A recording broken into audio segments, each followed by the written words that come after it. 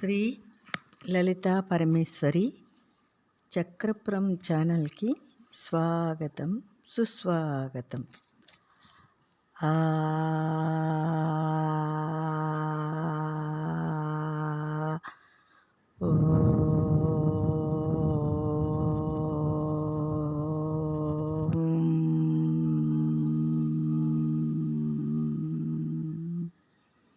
ఇది భగవద్గీత. అర్జున, నిజమైన కోరికలను నిజమైన శ్రద్ధను సరి అయిన విధంగా అన్వయించుకుని నా భక్తులు సాధన కర్మ ద్వారా నన్ను పొందుతూ నన్ను చేరుకుంటున్నారు అర్జున అని భగవానుడు అంటున్నాడు. అవ్యక్తం వ్యక్తం అపన్నం మన్యంతే మాం అబుద్ధయః పరం భావం అజానాంతః మమ అవ్యయం అనుత్తమం. బుద్ధి లేనివారు వివేకాన్ని పోగొట్టుకుని ఏ మార్పులు లేనిది, అతి ఉత్కృష్టమైనది, గుణభావములకు ఆరోపణలకు ప్రవృత్తికి తప్పుడు అన్వయములకు అతీతమైనది అయిన నా నిజతత్వాన్ని తెలుసుకోలేరు అర్జున. తెలుసుకోవటానికి ప్రయత్నం కూడా చేయరు వాళ్ళు.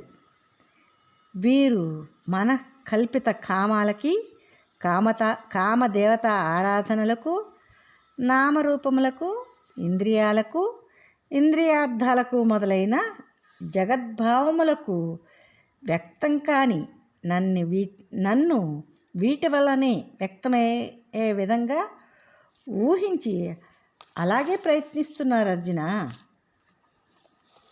అని భగవానుడు అంటున్నాడు. నా అహం ప్రకాశః సర్వస్య యోగమాయా సమావ్రతః మూఢః అయం అభిజానాతి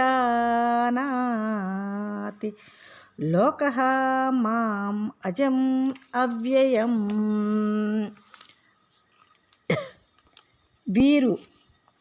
వీరి యోగమాయ చేత వీరికి కనపడకుండా వీరిచే కప్పబడిన ఈ మూఢలోకం పుట్టుకలేని, పుట్టుకతో పెనవేసుకున్న, మార్పులేవీ లేని నన్ను తెలుసుకోవటం లేదు అర్జున. వీరందరికీ నేను కనపడటం లేదు అర్జున. వేద అహం సమతీతాని వర్తమానాని చ అర్జున భవిష్యాణి చ భూతాని మాం తు న వేద కచ్చన.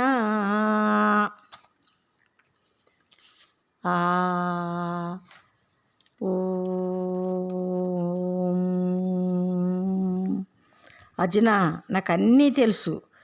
ఇది వరకు ఉన్నవి, ఇప్పుడున్నవి, ఇక ముందు ఉండబోయేవి అయిన ప్రాణులందరిలోనూ నేను ఉండి వారి ప్రవృత్తిని కార్యకారణాలతో సహా తెలుసుకుంటున్నాను అర్జున.